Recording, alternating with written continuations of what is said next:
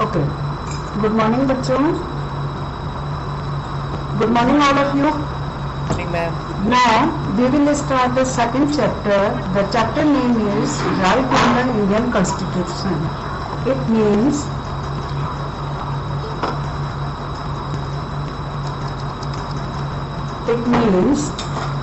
Indian constitution में भारतीय संविधान में कितने राइट्स हैं. और first thing that what do you understand by rights, what is the meaning of rights. Then I already taught you the rights are the sum of total those opportunities which ensure enrichment of human personalities. समझ में आया? Means कहने का अर्थ ये है कि rights उस opportunity को कहते हैं, उस अपॉर्चुनिटी जिसमें व्यक्ति का जो है वो संपूर्ण विकास हो सके. संपूर्ण विकास का अर्थ ये है कि उसकी पर्सनालिटी डेवलप हो सके. अब personality, what do you mean by personality? Personality means the ideology, the thinking of the person और the job of that person और the what is financial condition. It means rights वो freedom है, वो आज़ादी है या वो अपॉर्चुनिटी है, वो सुविधा है जिसके अनुसार व्यक्ति जो है वो अपना विकास करता है. समझ में आ गए यहाँ पर? Yes, ma'am. हाँ, तो राइट्स के लिए हम कह सकते हैं कि दोज कंडीशन ऑफ लाइफ, जिंदगी की वो कंडीशन होती हैं जो व्यक्ति को सोसाइटी में रिकॉग्नाइज करने के लिए, व्यक्ति को इम्पोज करने के लिए किसी स्टेट में जरूरी होती है, वो राइट्स कहलाते हैं. ठीक है. First thing that What is right? You know about it. Right क्या है आपको ये पता होना चाहिए. ठीक है? ठीक है क्लास? Yes, ma'am. ओके.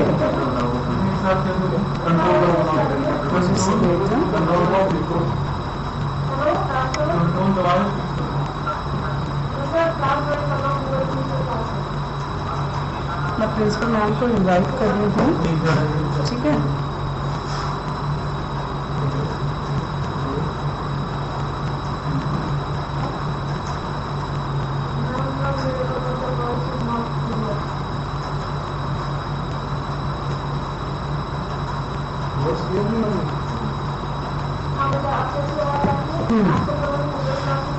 मैंने प्रिंसिपल मैम को इन्विटेशन भेज दिया है बच्चों.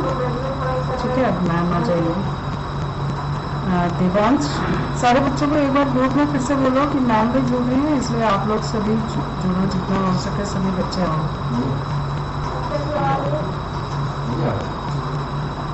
आवाज तो आ रही है ना मेरी? Yes, ma'am. हाँ. Okay. Now you understand about the rights. आपको राइट्स पता चल गया है कि राइट्स किसे कहते हैं. अब नेचर क्या होता है राइट्स का? नेचर मीन्स प्रवृत्ति क्या होती है राइट्स की? The first thing is right is their nature are the result and involvement in the particular person of और general system of the right. Means किसी भी व्यक्ति के लिए, चाहे वो किसी भी स्टेट में रहता है, उसके लिए ये जरूरी है कि एक पर्टिकुलर पर्सन होना चाहिए, है ना. माना अगर कोई व्यक्ति यहाँ आता है, उसको हम राइट्स नहीं दे सकते, है ना, उसको हम अधिकार नहीं दे सकते. परंतु जो व्यक्ति कंटिन्यू वहाँ, जैसे फॉर एग्जाम्पल आपके घर में कोई आता है तो वो गेस्ट रहता है ना, उसको वो अधिकार नहीं होते जो उस घर में रहने वाले परमानेंट मेंबर के पास होते हैं. आपके घर में आपके बहन है, मम्मी पापा जो भी हैं, उनके पास जो राइट्स होता है उस घर के लिए, वो बाहर से आए हुए व्यक्ति के लिए वो राइट्स नहीं होते हैं. तो फर्स्ट थिंग इज दैट कि right is their nature are the result and involvement of particular person of the और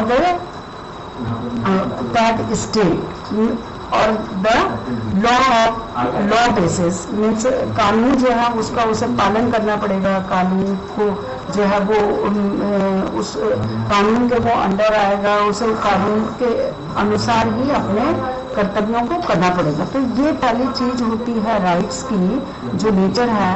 और जो सेकंड हम बोलेंगे कि राइट्स का नेचर होता है कि the organ of the right is something in the individual himself. Right have two sources, एक तो होता है इंडिविजुअल पर्सनैलिटी और दूसरा होता है स्टेट। जैसे मैंने आपको बताया कि भाई व्यक्ति का जो है वो विकास, उसकी पर्सनैलिटी का विकास होना चाहिए, देश का विकास होना चाहिए, है ना। वो सोर्सेज उस देश में, उस जगह में वो जो व्यक्ति रहता है वो उस चीज को इस्तेमाल करता है। जैसे माना, जब मैंने आपको एग्जाम्पल अभी दिया था कि आपके घर में कोई गेस्ट आता है तो वो आपके जितने आपके अधिकार हैं उस घर के लिए उतने उस व्यक्ति के नहीं होते, है ना। आप अपने घर में, आपकी इच्छा, आप जब मर्जी आप कोई भी चीज अपनी फ्रिज से निकाल के आप ले सकते हो, अलमारी से निकाल के आप यूज कर सकते हो। परंतु कोई जो बाहर से व्यक्ति आता है वो आप डायरेक्ट आके आपके सीधे फ्रिज में एंटर नहीं करता, वहां से कोई चीज नहीं निकालता, बल्कि वो क्या करता है, परमिशन लेता है। आपके घर के जो मुखिया हैं उनसे परमिशन लेता है। समझ में आ रहा है बेटा मैं क्या कह रही हूँ? सारे बच्चों को समझ में आ रहा है ना मैं क्या कह रही हूँ? तो ये नेचर होता है राइट्स का ना, कि राइट्स जो है उसके लिए ये जरूरी होता है कि जो वहाँ के जो व्यक्ति हैं उस एरिया के या उस स्टेट के, उनके लिए कुछ छूट होती है, उनके लिए कुछ फैसिलिटी दी जाती है, जिसकी वजह से उन व्यक्तियों का जो वहाँ पे सिटीजन है उनका डेवलपमेंट हो सके, उनकी पर्सनैलिटी डेवलप हो सके। ठीक है। फिर थर्ड चीज अगर मैं बात करूं तो enjoyment of rights involve respectfully. Means जो भी चीजें आप अगर अपने घर में कुछ करते हो, आप अपने घर में करते हो, वो किसी डर से नहीं बल्कि रिस्पेक्टफुल होके करें। जैसे माना आप अपने घर में हो तो आप अपने घर की सफाई करते हो, परंतु ऐसा नहीं कि किसी को दिखाने के लिए कर रहे हो। आप जो भी कर रहे हो वो बड़े रिस्पेक्ट से कर रहे हो। मीन्स आपको पता है आपका घर है, आपको इसे साफ रखना है, आपको इसकी केयर करनी है, आपके घर में कोई चीज खत्म हो गई है तो उसको आप ही लेकर आना है। तो ये नेचर है राइट्स का कि जहाँ पे व्यक्ति रहता है उसकी वहाँ के लिए कुछ रिस्पॉन्सिबिलिटी होती है और उस रिस्पॉन्सिबिलिटी को वो बड़े ही रिस्पेक्टफुल होकर पूरी करता है। समझ में आ गया? हाँ। फिर मैं कह सकती हूँ कि इस तरीके से जो है rights are the fundamental nature होते हैं। राइट्स के जो है वो मौलिक होते हैं। मीन्स वो उसके बिना व्यक्ति का जो है वो डेवलपमेंट या उसकी हम कल्पना नहीं कर सकते हैं। मौलिक अर्थ जैसे माना आप, जो मैं एग्जाम्पल आपको दे रही हूँ कि आप अपने घर में हो तो आपका उस घर के लिए कुछ कर्तव्य भी होने चाहिए। तो right is depend on the what duties. Right किस में डिपेंड करते हैं? हमारी ड्यूटीज में। समझ में आ गया बच्चों? इतना समझ में आ गया? ओके। फिर आपकी जो ये बुक है इसमें हमें राइट्स के बारे में सबसे पहले जो लाइन है, what are the various fundamental right listed on the constitution of India. India के कॉन्स्टिट्यूशन में, भारतीय संविधान में कितने राइट्स हैं, कितने फंडामेंटल राइट्स जो हैं वो व्यक्ति के पास है, इसके बारे में बताया जाएगा जो आपने इस लेसन में पढ़ना है। तो पहला टॉपिक है आपका, the important thing is that the first topic is bill of right. Means क्या था राइट्स का जो बिल है। तो सबसे पहले अगर मैं राइट्स का, अभी मैंने आपको मीनिंग बताई और राइट्स का मैंने आपको नेचर बताया कि राइट्स का क्या नेचर है। अब थर्ड चीज मैं आपको बताती हूँ कि बिल ऑफ राइट्स क्या है। मीन्स जो बिल है वो राइट्स का क्या है। बिल में जानते हो ना, मैंने आपको फर्स्ट लेसन में बताया था कि किस तरीके से कॉन्स्टिट्यूशन में कोई भी जो बिल होता है वो किस तरीके से एक लॉ बनता है। तो ये जो राइट्स का बिल था ये किस तरीके से इंडिया में आया, किस तरीके से गवर्नमेंट ने इसको इम्प्लीमेंट करा और ये एक नेसेसरी प्रोसेस बना इंडिया की कॉन्स्टिट्यूशन के लिए। ठीक है। तो सबसे पहली चीज है कि कौन कौन सी ऐसी चीजें हैं जो राइट्स के लिए बहुत ज़्यादा जरूरी होती है इस किसी भी राइट्स के लिए। तो जैसे मैंने आपको बताया कि राइट्स जो है वो व्यक्ति के पर्सनैलिटी डेवलपमेंट के लिए बहुत जरूरी होता है। ठीक है। अब आपकी बुक में ये दिखाई दे रहा है बच्चों? यहाँ पे देखो बिल ऑफ राइट्स दिख रहे हैं class, have you seen? Yes. हाँ. Then you can read this paragraph. Both these examples here are giving some example for the rights. How we can use the rights. If anybody have no rights, then what are their condition? Means अगर right नहीं होगा तो उसकी condition क्या होगी, अधिकार नहीं होंगे तो किस तरीके से वो व्यक्ति रहेगा या क्या उसको प्रॉब्लम फेस करनी पड़ सकती है, ये सारी चीजें यहाँ पे बता रखी हैं। ठीक है, तो ये कह रहा है कि इन एग्जाम्पलों को देखते हुए हम जो है वो देखते हैं कि किस तरीके से राइट जो है वो एक इम्पॉर्टेंट थिंग है या इम्पॉर्टेंट है किसी भी उसके लिए, उसको इम्प्लीमेंट करने के लिए राइट जो है वो बहुत जरूरी है किसी भी व्यक्ति के विकास के लिए। तो ये लाइन है, इसको आप लोग अंडरलाइन कर लो। ये सेकंड लाइन से है कि a democracy must ensure that the individual has certain rights and that government will always recognise these rights. Therefore it is often a practice is most democratic countries to list the rights of the citizen in the constitution itself. Such a list of rights mentioned or protected by the constitution is called the Bill of Rights. जो अधिकार हमारे संविधान में mention है और जिनकी रक्षा जो है वो सरकार करती है, ऐसे राइट्स के लिए जो बिल पास किया गया या जो बिल बनाया गया वो बिल ऑफ राइट्स कहलाता है। ठीक है, समझ में आ गया यहाँ तक? ओके, फिर मैं आगे बढ़ती हूँ कि हम कह सकते हैं कि राइट्स जो है वो कितने प्रकार के होते हैं, किस किस तरीके के राइट्स होते हैं। तो we can say rights is in the two basis. First is the individual and second is the government rights. Means कुछ ऐसे राइट्स होते हैं जो हमारे लिए होते हैं और कुछ ऐसे राइट्स होते हैं जो सरकार के द्वारा हमें दिए जाते हैं। समझ में आया है? क्लास समझ में आ रहा है? हाँ, तो यहाँ पे मैं सबसे पहली चीज जो आपको बताऊंगी वो है fundamental rights in the Indian constitution. भारतीय संविधान में जो फंडामेंटल राइट्स हैं, मौलिक अधिकार हैं, वो क्या क्या हैं और कैसे हैं, वो किस तरीके से हमारे जो कॉन्स्टिट्यूशन में उसमें स्टार्टिंग में आपने देखा होगा, मैंने थोड़ा बहुत आपको बताया था कि हमारे फंडामेंटल ड्यूटीज हैं, बट हमारी ड्यूटीज को जो है अमेंडमेंट के थ्रू बाद में इंक्लूड किया गया 1974 में फंडामेंटल राइट्स जो हैं, फंडामेंटल ड्यूटीज जो हैं उनको इंक्लूड किया गया अमेंडमेंट 44 के थ्रू, अमेंडमेंट 42 के थ्रू। बट हमारे जो फंडामेंटल राइट्स है ये जिस टाइम पे हमारा कॉन्स्टिट्यूशन बना था उसी टाइम पे जो है फंडामेंटल राइट्स हमारे इंक्लूड किए गए या हमारे कॉन्स्टिट्यूशन में डाले गए। अब हम किसे कहते हैं फंडामेंटल राइट्स किसे कहते हैं, या हम जो राइट है उसको बताने से पहले मैं बताऊंगी कि जब यहाँ पे ब्रिटिश गवर्नमेंट रूल था, है ना, यहाँ पे ब्रिटिश गवर्नमेंट का रूल था, तो मोतीलाल नेहरू नाम सुना है आप लोगों ने? मोतीलाल नेहरू का नाम सुना है बच्चों आपने? कौन थे बताओ जरा मुझे। हाँ, आपने हिस्ट्री में पढ़ा होगा थोड़ा बहुत कि इन्होंने इंडिया मूवमेंट में काफी इम्पोर्टेंट रोल प्ले किया था इंडिया को इंडिपेंडेंट कराने में।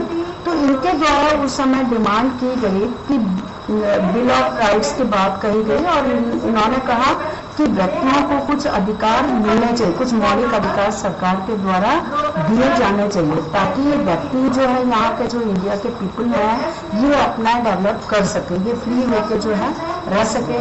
अब बात आती है कि क्या चीजें हैं ऐसी जो फंडामेंटल राइट्स जो है वो क्या है, क्यों इनकी इम्पोर्टेंस इतनी है, या इन्हें क्यों फंडामेंटल राइट्स कहते हैं, क्या रीजन है कि we can say that the fundamental rights not with this है राइट्स। हम केवल राइट्स नहीं बोलते बल्कि क्या बोलते हैं, फंडामेंटल राइट्स।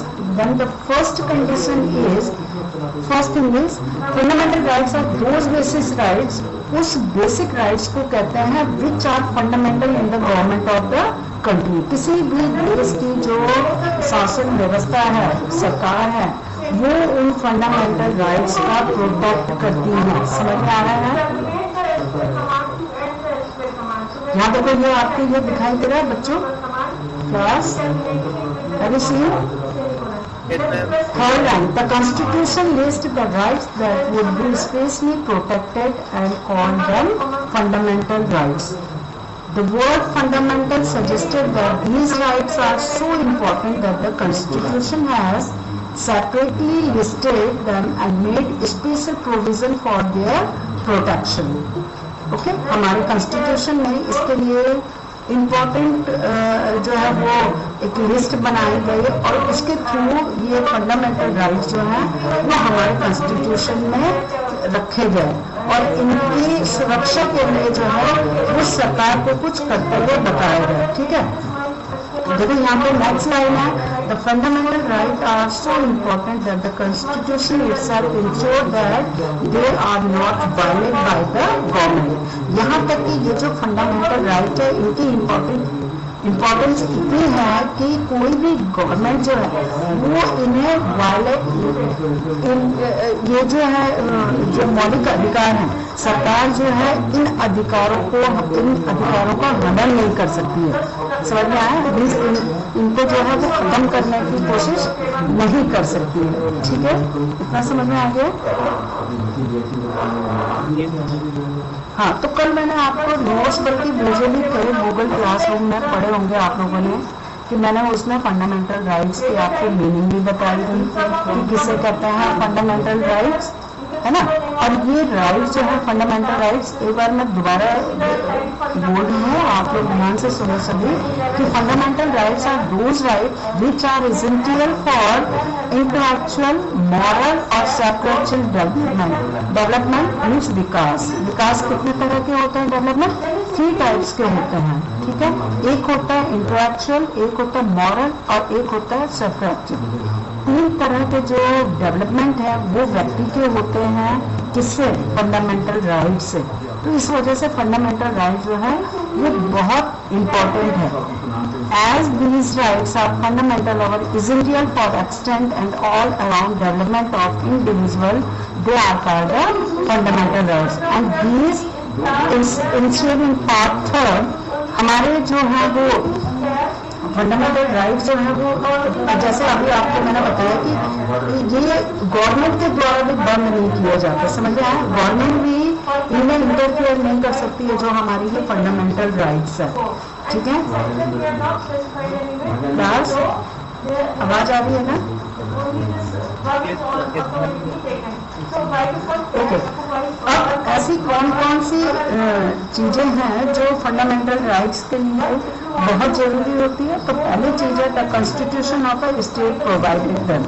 सबसे पहली चीज होती है इसमें कि हमारा वो या किसी भी देश का जो कॉन्स्टिट्यूशन होता है, संविधान होता है, वो इन फंडामेंटल राइट्स को जो है वो वहाँ की जो सरकार है या वो जो देश है वो इसको अपने कॉन्स्टिट्यूशन में शामिल करता है। मीन्स संविधान में लिखा हुआ जरूर होना चाहिए कि हमारे फंडामेंटल राइट्स क्या क्या है, ताकि उन अधिकारों को कोई भी उनको छेड़छाड़ ना करे या उनके तरफ जो है वो कोई भी इस तरीके के अपने हिसाब से कोई भी उसको चेंज ना करे। तो पहली चीज यही है कि कॉन्स्टिट्यूशन प्रोवाइड करता है, किसी भी स्टेट या कंट्री का कॉन्स्टिट्यूशन में फंडामेंटल राइट्स का होना बहुत जरूरी है। फिर सेकंड चीज अगर मैं बोलूँ तो fundamental rights can be taken away to investment made by the parliament. Parliament के द्वारा अगर कोई भी इसमें चेंजेस किए जाते हैं तो वो पार्लियामेंट में जब मेजोरिटी के साथ पारित होगा कोई भी, तब जाकर वो उसमें चेंज कर सकता है, अदरवाइज वो उसमें कोई चेंजेस नहीं कर सकते हैं। तो बहुत जरूरी होता है फंडामेंटल राइट्स के लिए। थर्ड चीज अगर मैं बात करूं तो it is difficult to amend fundamental rights and required 2/3 majority of the Indian parliament. इसमें कोई भी चेंजेस अमेंडमेंट नहीं किए जाते, कोई भी संशोधन नहीं किए जाते फंडामेंटल राइट्स में। ये इसकी थर्ड क्वालिटी होती है। और दूसरा ये है कि इंडिया में फंडामेंटल राइट्स में अगर कुछ चेंजेस करने होते हैं तो उसके लिए ये जरूरी होता है कि 2/3 मेंबर जो है पार्लियामेंट के वो उसके फेवर में होने चाहिए, उस चेंजेस के फेवर में होने चाहिए, तभी जाके वो फंडामेंटल राइट्स जो है वो चेंज हो सकते हैं। समझ में आ गया बच्चों? क्लास समझ में आ गया? ओके। अब आप पूछ सकते हो कि मैम अगर ये फंडामेंटल राइट्स जो है इसमें और जो बाकी जो ऑर्डिनरी राइट्स है उसमें क्या डिफरेंस है, क्या मीन्स अंतर क्या है दोनों में? तो कोई बच्चा मुझे बताएगा कि जितना मैंने अभी आपको फंडामेंटल राइट्स का बताया इसके अकॉर्डिंग आप बता सकते हो कि ऑर्डिनरी राइट में और फंडामेंटल राइट में क्या डिफरेंस है?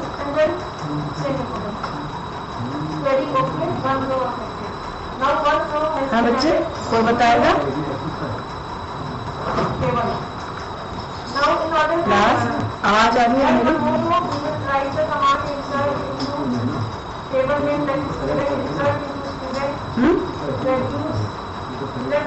आवाज आ रही है मेरी? मैम जो ऑर्डिनरी राइट है केवल और जो फंडामेंटल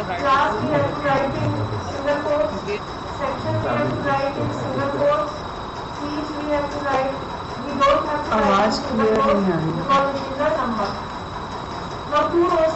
फंडामेंटल राइट्स में, चलो मैं बोलती हूँ आप लोग सुनो। आवाज तो आ रही है ना मेरी क्लियर? हाँ, पहली चीज है फंडामेंटल राइट्स। जैसे मैंने आपको बताया कि fundamental rights are protected and granted by the constitution of the country.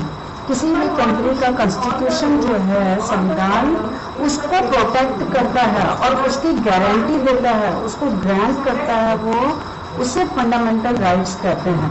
परंतु ऑर्डिनरी राइट और the legal right are protected and enforce by the ordinary law. किसी भी साधारण कानून के द्वारा ऑर्डिनरी जो राइट्स होते हैं उनको प्रोटेक्ट कर सकते हैं। समझ में आया? जैसे माना अगर मेरा कोई सामान खो गया तो मैं जाके वहां पे कोर्ट में मैं पुलिस में जाऊंगा, अपनी कंप्लेन कराऊंगा। बट अगर मेरा फंडामेंटल राइट्स है कि मैं कुछ बोल रही हूँ और कोई मुझे उस चीज को, जैसे फ्रीडम ऑफ स्पीच है, अगर मैं स्पीच कुछ दे रही हूँ, कुछ एक्सप्रेस कर रही हूँ और कोई मुझे उसको करने से रोक रहा है, तो मुझे फिर पुलिस स्टेशन नहीं बल्कि मैं सीधे उस व्यक्ति को कोर्ट में ले जा सकती हूँ। समझ में आया? समझ में आ गया? हाँ, वो हमारे कॉन्स्टिट्यूशन में है। दूसरी चीज, वो हमारे कॉन्स्टिट्यूशन में है तो उसको कोई चेंज भी नहीं कर सकता है। ठीक है, जो फंडामेंटल राइट्स हैं वो हमारे कॉन्स्टिट्यूशन में है, तो कोई भी सरकार उस पे अपने तरीके से इम्प्लीमेंट नहीं कर सकती। तो यही सेकंड पॉइंट होगा कि they can be changes only by the amendment in the constitution.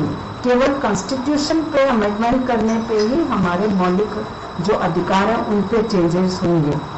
ठीक है, बट ये ऑर्डिनरी जो राइट्स हैं उनमें नहीं होता है। They can be changes by the legislature through the ordinary product for making law. Ordinary जो राइट्स होते हैं उनके लिए संसद या जो मंत्री परिषद है वो अपनी इच्छा अनुसार जो है वो कानून बनाती है। समझ में आ रहा है बच्चे? हाँ, फिर अगर मैं बात करूं कि फंडामेंटल राइट्स में क्या डिफरेंस है और ऑर्डिनरी राइट में क्या डिफरेंस है, तो थर्ड पॉइंट हम बोल सकते हैं कि no organ of government can act in the way which infigures the fundamental rights, but in legal rights, in the ordinary rights, these are subject to restriction by law. Means कहने का अर्थ ये है कि गवर्नमेंट जो है वो किसी भी एक्ट के थ्रू इसमें इंटरफियर नहीं कर सकती है फंडामेंटल राइट्स में, परंतु जो ऑर्डिनरी राइट है उसमें किसी भी विषय को लेकर कानून के थ्रू जो है वो सरकार कुछ भी चेंज कर सकती है। समझ में आ गया? और लास्ट और सबसे इम्पोर्टेंट थिंग ये होती है ऑर्डिनरी राइट और फंडामेंटल राइट्स में डिफरेंस कि judiciary has power to act as the guardians of the fundamental right. हमारी जुडिशरी सिस्टम को ये अधिकार है कि वो हमारे फंडामेंटल राइट्स की रक्षा करे, वो हमारे फंडामेंटल राइट से रिलेटेड अगर कोई भी इशू है तो उसको सुने, और उस कहने का अर्थ ये है कि उसकी वो गार्जियन है, कौन, जुडिशरी फंडामेंटल राइट्स की गार्जियन है। आपको भी पता है आपके फैमिली में जो गार्जियन होते हैं क्या करते हैं, आपको आपकी देखभाल करेंगे, आपकी जो अगर आपको किसी ने मारा या आपको किसी ने परेशान किया तो आपके गार्जियन उनके साथ लड़ते हैं या उनसे नाराज होते हैं, उनको सॉरी फील कराने के लिए कोई भी काम करता है। सेम इसी तरीके से हमारे जो फंडामेंटल राइट्स हैं, उन फंडामेंटल राइट्स पे अगर किसी भी तरीके से कोई प्रॉब्लम होती है तो हमारी जो जुडिशरी सिस्टम है वो उनको प्रोटेक्ट करता है। समझ में आ गया बच्चों? Yes ma'am. हाँ, ये है। परंतु जो ऑर्डिनरी राइट है, these are protected by the law of the land. Means वहां पे केवल कानून उस क्षेत्र का, उस लैंड का जो law of that land means उस जगह का जो कानून होगा उसी के अनुसार उसमें प्रोटेक्ट किया जाएगा। समझ में आ गया? समझ में आ गया बेटा?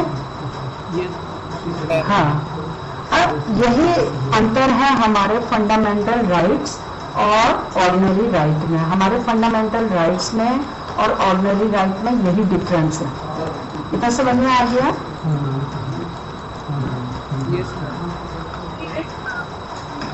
हाँ, ये आपकी बुक में तो मुझे कहीं दिखा नहीं, आपकी बुक में वैसे आप इसे पढ़ोगे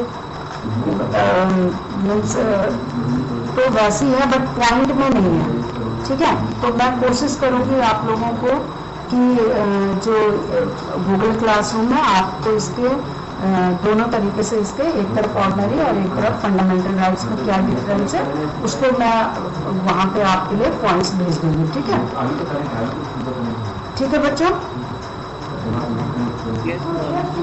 हाँ, फिर अगर मैं सेकंड जो बात करती हूँ फंडामेंटल राइट से रिलेटेड, तो फंडामेंटल क्यों पहले हमने नीचे पढ़ा था फंडामेंटल वो राइट्स का। अब मैं बताऊंगी कि क्या फंडामेंटल राइट्स के नेचर होते हैं, क्या ऐसी जो क्या प्रवृत्ति है फंडामेंटल राइट्स की। तो जहाँ तक मैंने अभी आपको समझाया इसमें आपको समझ में आ गया होगा कि हमारे जो फंडामेंटल राइट्स है, पहले इनमें कानून की शक्ति है ना, इनको प्रोटेक्ट करता है, इनको जुडिशरी सिस्टम जो है इनके वो एक गार्जियन की तरह काम करता है। ये सारे इसके नेचर हैं। तो इसको हम किस तरीके से बोलेंगे, तो पहली चीज या हम फीचर्स भी कह सकते हैं। आवाज आ रही बच्चों मेरी?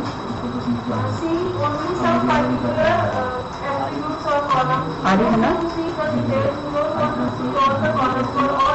ओके, तो हमारे फंडामेंटल राइट्स जो हैं वो सबसे पहली चीज जो इसके फीचर्स हैं वो है कंप्रेशन, कि इसको कहाँ पे इसको इम्प्लीमेंट किया गया हमारे कॉन्स्टिट्यूशन में, कहाँ पे ये है और कहाँ है, क्यों है। तो पहला पॉइंट जो मैंने आपको बताया कि हमारे जो फंडामेंटल राइट्स हैं वो कॉन्स्टिट्यूशन के पार्ट 3 में है। अगर आपने अपनी नोटबुक निकाल रखी हो तो आप उसमें लिख सकते हो, आपकी बुक में भी ये सामने दिखाई दे रहा है।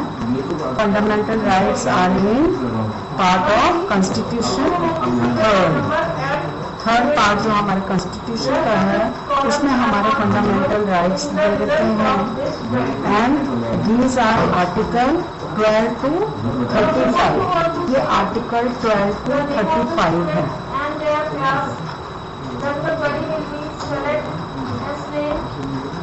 आवाज आ रही बच्चों?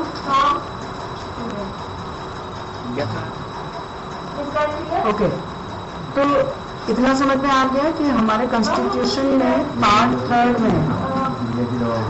Third of the Indian constitution provided the fundamental rights and granted bye article 12 to 35। ठीक है, हमारे पार्ट 3 में दे रखे हैं जो आर्टिकल 12 से लेके 35 तक है। ठीक है, इतना समझ में आ गया?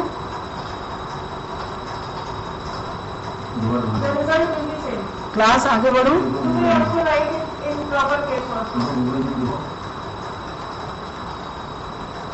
Yes ma'am. Okay, Now, second features of the fundamental rights is reasonable restriction.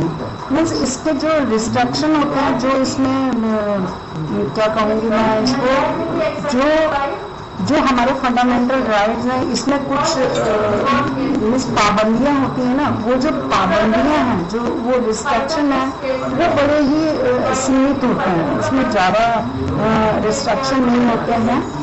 Fundamental rights give to the citizen are not without any restriction. कोई भी जो वहाँ का सिटीजन होगा, मीन्स अगर इंडिया की मैं बात कर रही हूँ, इंडिया का फंडामेंटल राइट, तो जो यहाँ के सिटीजन हैं उनके लिए उसमें कोई रिडक्शन नहीं होगा, मीन्स उनके लिए कोई पाबंदी नहीं होगी, वो सबके लिए एक समान है।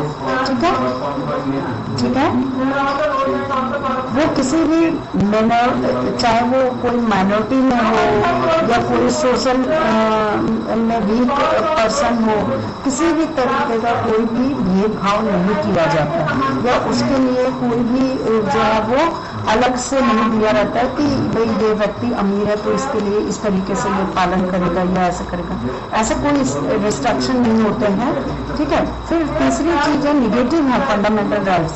ये हमेशा याद रखना आप लोग कि हमारे जो फंडामेंटल राइट्स हैं ये निगेटिव है। निगेटिव हम क्यों कहते हैं? बिकॉज बताओ जरा आप लोग मुझे,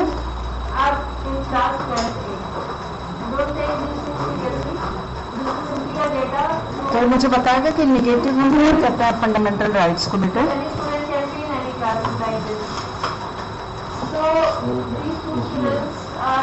किरण,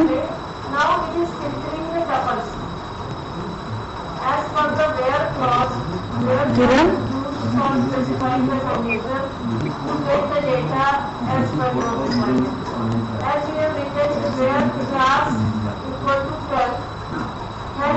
किरण कौन है ये लड़की? किरण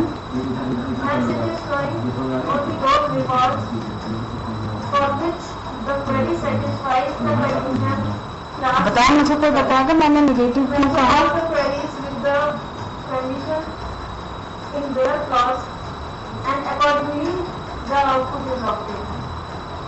Now suppose you want to see the details of those students who are in section B. Section B. तो बोलेगा दिव्यांश, आप बताओ मुझे, आवाज तो आ रही है। मैं कह रही हूँ कि मैंने फंडामेंटल राइट्स तो इनका जो फीचर है या इसका नेचर जो है वो निगेटिव क्यों कहा मैंने? See the details of all those students who are in section B. Then what will be the? चलो मैं बताती हूँ आपको। Fundamental right are negative in the sense that they impose responsible restriction upon the power of the state.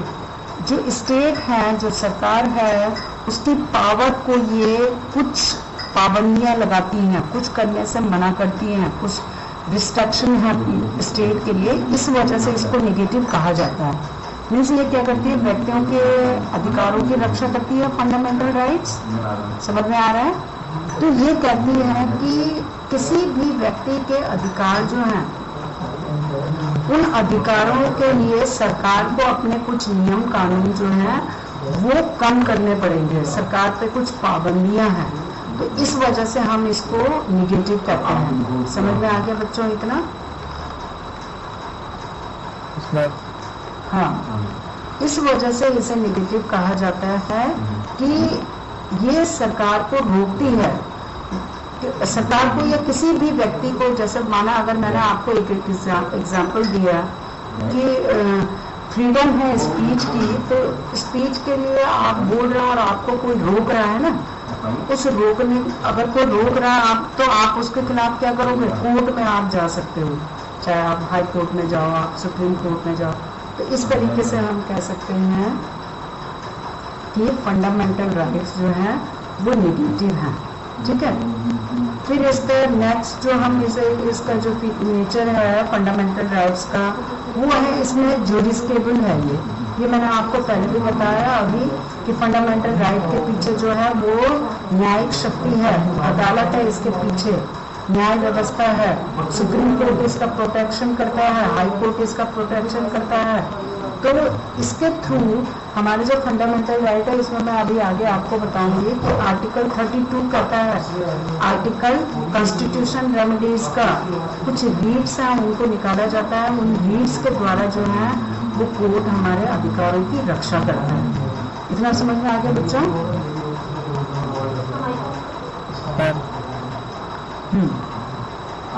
Now the next thing is that amendment. Amendment means संशोधन। जैसे मैंने आपको कहा कि अमेंडमेंट आर्टिकल 368 के अंडर आता है। अमेंडमेंट किस कॉन्स्टिट्यूशन में किसी भी हिंदी में हम कहेंगे किसी कानून के संशोधन करने का अधिकार।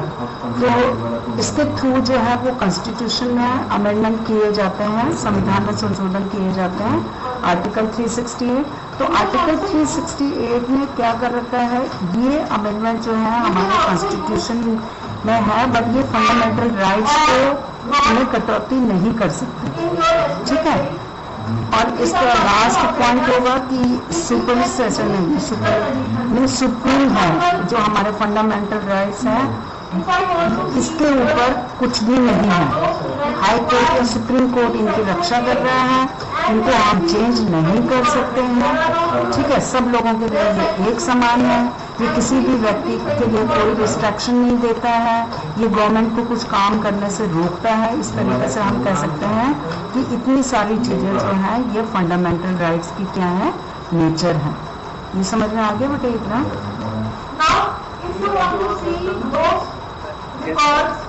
ओके।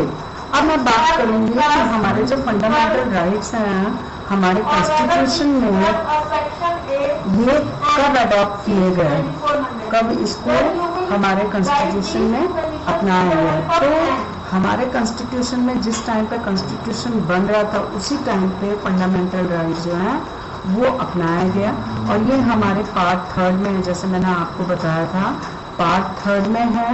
और आर्टिकल 12 से लेके आर्टिकल 35 तक हमारे फंडामेंटल राइट्स हैं। ठीक है। ठीक है। क्लास समझ में आया बेटे?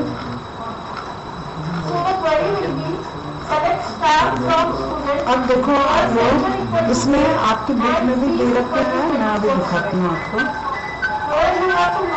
मेरी आवाज के साथ मैम की आवाज तो नहीं आ रही है। But the fees 2400 has not been included in single code being integer. So any number or any integer you don't have to include Okay. in single code. Now see here. Any text has to be included within a single code. So let's execute this query. Now we have the 6 fundamental rights. जैसे मैंने आपको बताया था कि 6 हमारे fundamental rights हैं, और 6 fundamental rights जो 7 फंडामेंटल राइट है, जब हमारा कॉन्स्टिट्यूशन बना था उस टाइम पे जो फंडामेंटल राइट जोड़े गए थे उनमें से सबसे पहले 7 फंडामेंटल राइट्स थे। ठीक है। तो जो राइट टू प्रॉपर्टी है, ये राइट टू प्रॉपर्टी आज की डेट में हमारे कॉन्स्टिट्यूशन में नहीं है। इस फंडामेंटल राइट से इसे हटा के इसे केवल लीगली राइट बना दिया गया है। क्या बनाया गया है? Legal right. देखो अंकित ये कौन है और जुड़ रहा है? अंकित आप अभी क्यों जुड़े बेटे इतने लेट में? हाँ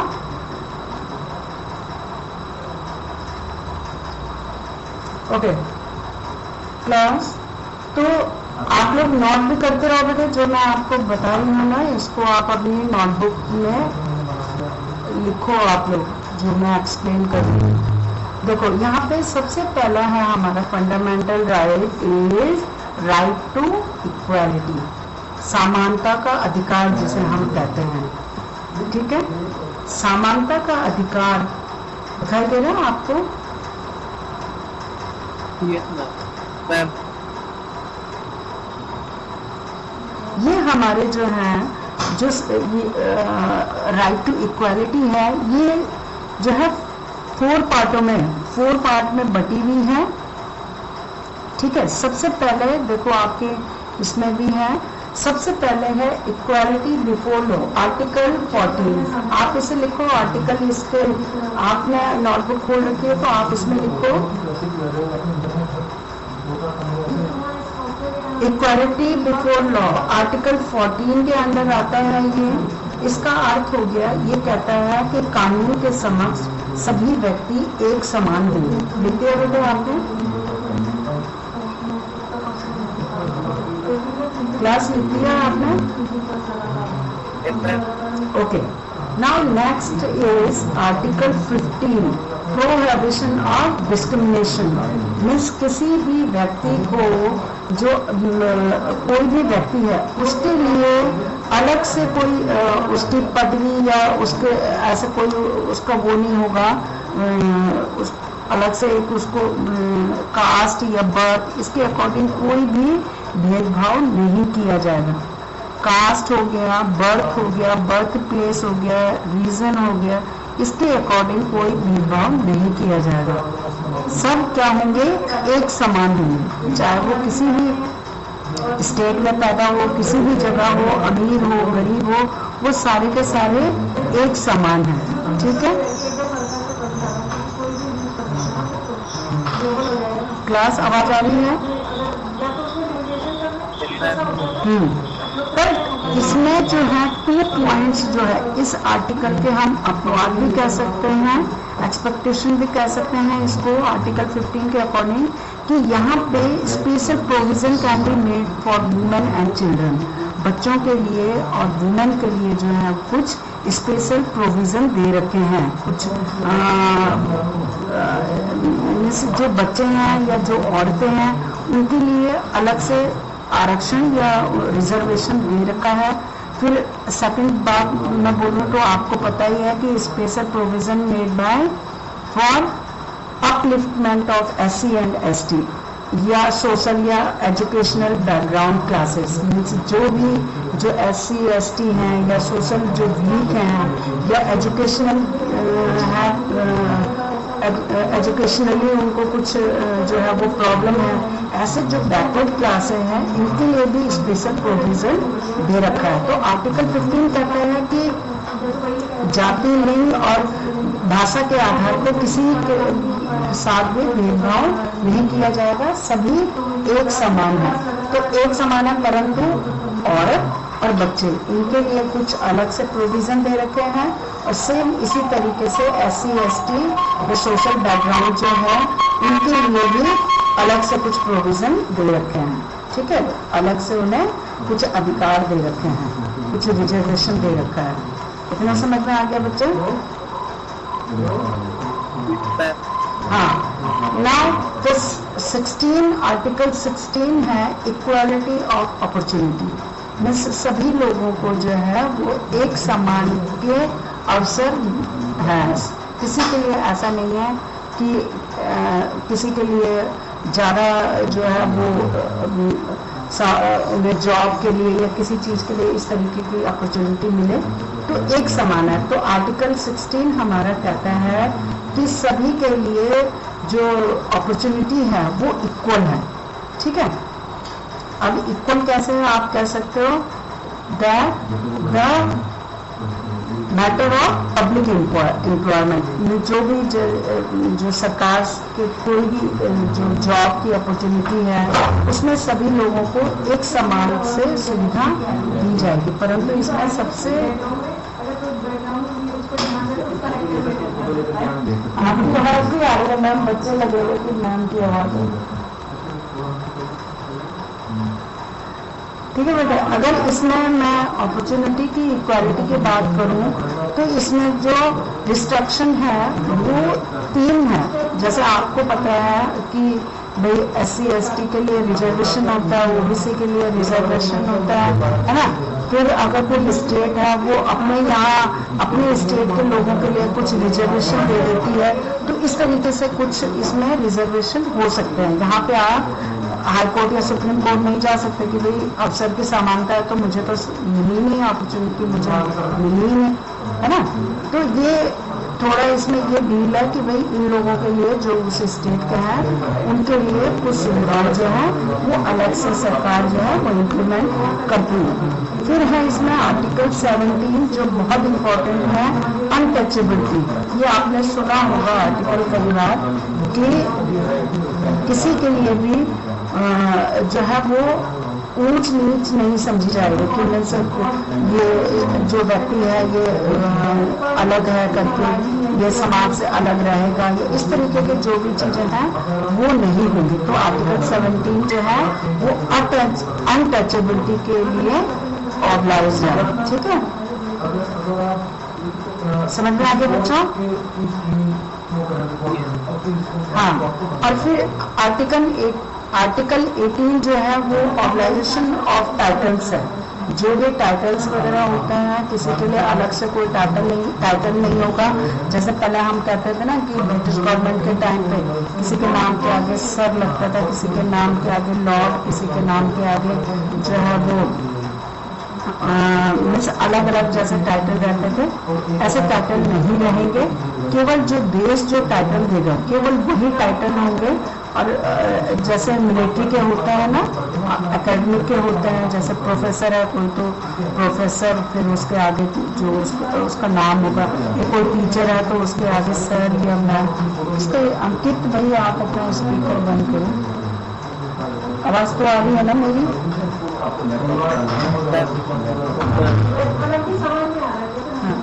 थोड़ा सा मैं इसी तरह जो ये फंडामेंटल राइट्स है मैं थोड़ा इसके टाइप्स जो है इनको कंप्लीट कर दूँ, उसके बाद फिर मैं आपकी क्लास का डिस्कस करूँ। फिर सेकंड जो हमारा फंडामेंटल राइट है वो है राइट टू फ्रीडम। दिखाई दे रहा है यहाँ पे? हाँ, राइट टू फ्रीडम में आर्टिकल 19 to 22 होता है। आर्टिकल 19 जो है वो कहता है फंडामेंटल फ्रीडम है, मौलिक स्वतंत्रता है सबको, चाहे कोई स्पीच दे, चाहे कोई जो है लोगों को इकट्ठा करे, कोई भाषण दे, चाहे कोई अपनी यूनियन बनाए, है ना, चाहे कोई एक स्टेट से दूसरे स्टेट में जो है वो ट्रैवल करे, चाहे जो है वो कोई भी कहीं भी कोई भी जॉब कर सकता है, उसके लिए कोई पाबंदी नहीं है। वो किसी भी प्रोफेशन को वो यूज़ कर सकता है, जैसे नौकरी जो है वो कोई भी यूज़ कर सकता है, किसी भी नौकरी को छोड़ सकता है या ज्वाइन कर सकता है। ये सारी चीज़ें जो है वो फंडामेंटल 19 आर्टिकल 19 में आती है, फंडामेंटल फ्रीडम। ठीक है, अब राइट टू फ्रीडम में आता है, ये समझ में आता है आप लोगों को? हाँ, ये आर्टिकल 19 जो है ये बहुत इम्पोर्टेंट है। क्यों इम्पोर्टेंट है? आपने सुना होगा कि क्या फंडामेंटल राइट 19 जो है उसमें चेंजेस हो सकते हैं, तो उसमें चेंजेस जो है वो गवर्नमेंट करती है। माना अगर आप किसी स्टेट में जा रहे हो और वहाँ पे कोई, जैसे आज की डेट में अगर मैं बात करूँ कि कोई वहाँ पे इस तरीके के डिजीज फैल गई है, तो वो स्टेट मना कर सकती है आपको वहाँ आने से। दूसरी चीज, आप वहाँ जो है वो जॉब करने के लिए जा सकते हो, आप वहाँ जॉब सर्च कर सकते हो, परंतु ये जरूरी नहीं है कि आपको वहाँ जॉब मिले, तो ये आपको फ्रीडम नहीं है। ठीक है, तो हम कह सकते हैं कि आर्टिकल 19 जो है उसमें कई चीजें जो है वो इंक्लूड की जाती हैं। ठीक है, वो पब्लिक इंटरेस्ट पे डिपेंड करता है वहाँ की। समझ में आ गया बच्चों? फिर है इसमें आर्टिकल 20 का भी आप लोगों ने कई बार सुना होगा कि आर्टिकल 20 जो है वो protection in the convention for offence. जितने भी राइट्स होते हैं ना, जितने भी जो अधिकार होते हैं, उनको एक्यूज करता है आर्टिकल 20। ठीक है, इसमें मेन 3 प्रोविजन होते हैं। First is no person shall be punished expected for the violation of some law. अगर कोई कानून जो है वो तोड़ रहा है तो उसके लिए उसको पनिश जो है वो नहीं किया जा सकता, परंतु अगर वो कानून के दायरे में आता है तब उसको पनिशमेंट मिलेगी। फिर सेकंड है कि no person shall be protected और punishing for the same offence. एक ही अगर अपराध किया उसके लिए उसे अलग अलग से 2 सजा नहीं मिलेगी, एक ही सजा मिलेगी। ठीक है, चाहे वो एक अपराध करे उसके लिए एक सजा है, दूसरा अपराध करेगा उसके लिए दूसरी सजा है। फिर जो थर्ड पॉइंट है इसमें कि no person shall be force to witness against himself. कोई भी व्यक्ति जो है वो अपने लिए वो फ्री है कि इस पे अगर कोई केस चलता है तो वो फ्री है अपना प्रोटेक्ट करने के लिए, अपने वो जो है वो अपना प्रोटेक्शन कर सकता है। और अब है इसमें आर्टिकल 21, ये आपने कई बार ये आर्टिकल पढ़ा होगा और ये आर्टिकल बहुत इम्पोर्टेंट भी है। ये इम्पोर्टेंट इस वजह से है आर्टिकल 21 कि हमारे जो जब देश में इमरजेंसी लगती है तो ये जो आर्टिकल 21 है ये कभी भी बंद नहीं होता है। ठीक है, ये इस आवाज आ रही है बच्चों मेरी? हाँ, इस आर्टिकल को जो है वो कभी भी इनसे खत्म नहीं किया जाता, ना ये आर्टिकल जो है वो कभी बंद किया जाता है।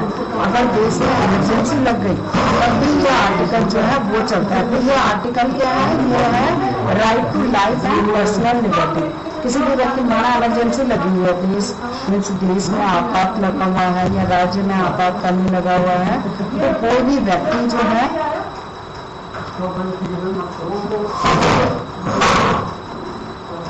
अंकित लिख रहा है कि explain once again, I have no energy that I had explain it again. आपको टाइम पे ज्वाइन होना चाहिए, इतने लेट में जुटे हो फिर। तो कोई भी जो इमरजेंसी है जैसे उस टाइम पे हमारा जो आर्टिकल 352 है इमरजेंसी इन द कंट्री, तो उस टाइम पे ये आर्टिकल जो है ये बंद नहीं होता। ठीक है, तो इसमें व्यक्ति जो है माना अगर इमरजेंसी लगी हुई है और कोई भी व्यक्ति बाहर नहीं निकल सकता, परंतु ये अधिकार है कि कोई भी व्यक्ति जो है वो अगर उसे डॉक्टर में जाना है या अगर वो बीमार है कुछ है तो उसको फ्रीडम है कि वो आजाद है, वो डॉक्टर में जा सकता है। ठीक है, आपने देखा होगा जैसे मूवी वगैरह में आप देखते होंगे कि भाई एम्बुलेंस जा रही है परंतु एम्बुलेंस को रोका नहीं जाता। उसके पीछे रीजन यही है कि आर्टिकल 21 कहता है कि right to life and personal liberty, कोई भी व्यक्ति को जो है आत्मरक्षा की स्वतंत्रता है। मीन्स अगर वो बीमार है तो वो बीमार है वो डॉक्टर में जा सकता है। फिर इसमें एक नया आर्टिकल जो जुड़ा है 21A में, ये है राइट टू प्राइमरी एजुकेशन। ये बहुत इंपॉर्टेंट है आर्टिकल 21A, इसको भी आप लोग लिखो आर्टिकल 21A। क्लास आवाज आ रही है ना बिल्कुल? हाँ, आर्टिकल 21A कहता है कि जो प्राइमरी एजुकेशन है उसका अधिकार सभी को होगा, चाहे वो इंडियन सिटीजन है और यहाँ का जो वो बच्चा है। तो मुझे बताएगा एज क्या है इसकी, एज लिमिट? बच्चा कोई मुझे बताएगा?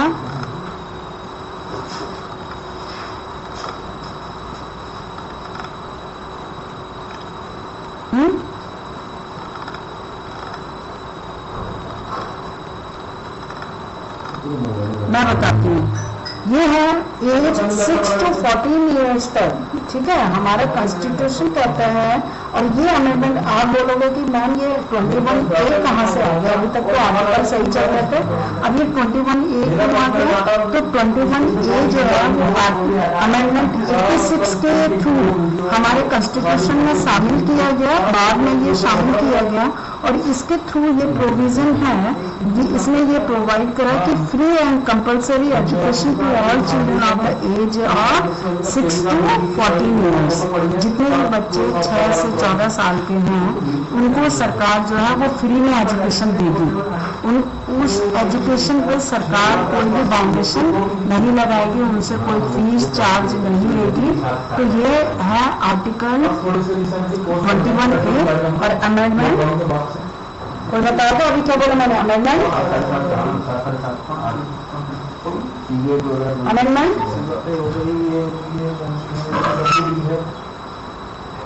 क्लास बताओ जरा अमेंडमेंट देव। आवाज आ रही है ना? देवांश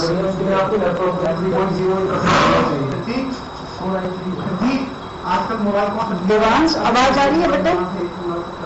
मोबाइल सब 15,000 से कम वाला बताओ मुझे फिर कौन सा अमेंडमेंट बताया मैंने? आपको थोड़ा सा कॉस्टली आपकी कागज भी बन जाएगा आने वाला 8,000 वाला ठीक है, आपके मतलब के लिए ठीक है वो कि आपने मैंने आपको कुछ बोला बात लीजिए आप अपना